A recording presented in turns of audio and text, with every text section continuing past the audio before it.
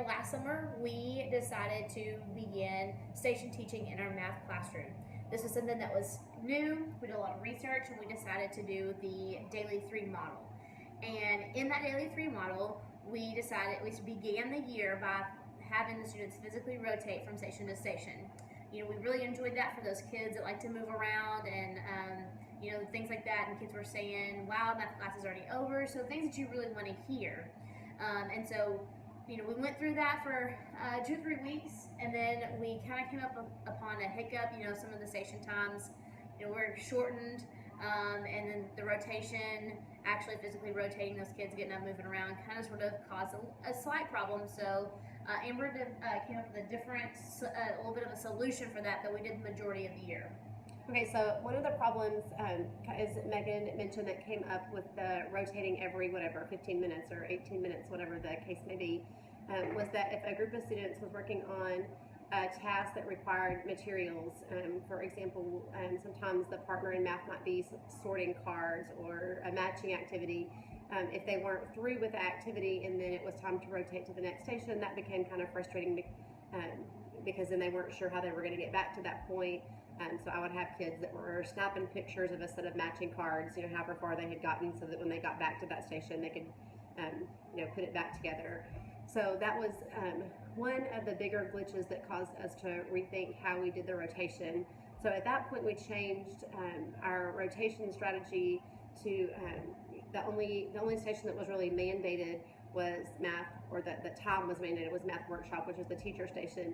And so that time was designated, and they didn't have a choice about that. But as far as the other 3 stations, as long as they weren't in math workshop, they could choose what they wanted to work on as far as their contract goes, what tasks they wanted to work on at what time. And so that allowed students who like to work on something for 10 or 15 minutes and then switch. It made those students happy, but then other students that like to focus on a task and see it all the way through before changing it, it also made those kids happy. So that was kind of a happy medium, was instead of a hard and fast rotation after every so many minutes, was giving kids outside of math workshop, giving them a choice about the tasks that they worked on. And then I devised, for my Algebra 1 advanced class, came up with a little bit of, an advanced choice rotation style going on. I had some kids coming up saying, "I really want to go first. I want my group to go first. When can my group go first?" And so kind of trying to suit those kids. And wait, I really want to go this time. So what I did is I came up, and I also had a couple of kids already filling out the notes. They already knew how to do everything when they came to math workshop. So why waste their time for to go into this? So they got to sign up. So I just put a sign up sheet, and I would say, I'm teaching 1-4, and I'm teaching it 4 times. Here's the stations, and so, or here's slots. I think I put about 8 slots so that they could sign up. And so they would sign up, and I would say, "Okay, session 1, come on." They were signed up, and I had that sign up sheet close to my math workshop where I could say, "Hey, where's Joe today?" And they would kind of sort of say, he's like, "Oh, I don't need it," or whatever that may be.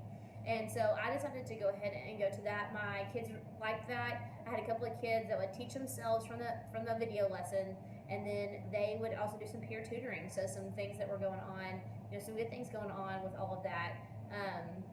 And so that's kind of sort of the model I went to. And I had some kids were hit and miss. Some kids would come and every once in a while, and some kids would come almost every single time, and then some kids never came. I don't know if I had a student I probably didn't see at all in math workshop from Christmas on. He did really well in the OC. So I felt like that was beneficial, and thought about their time as well. I'm not trying to waste their time just like I don't want them to waste my time. So that's kind of sort of some different ways that you can do the station teaching that would work best for you and your students. Do what's best for you and your students. It's gonna help you end up being successful.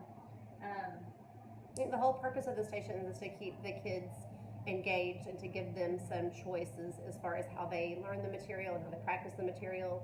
And so stations just really lends itself to that. And it might be that in one class period it works better if you do the traditional rotation at a certain time, whereas another class period might work better where they have some task choices. And so it really just kind of depends on the dynamics of the kids that are in the classroom. And just get some feedback from your kids. You know, I would say that, you know, that's a lot of things. Amber and I kind of sort of I guess learned a lot this year.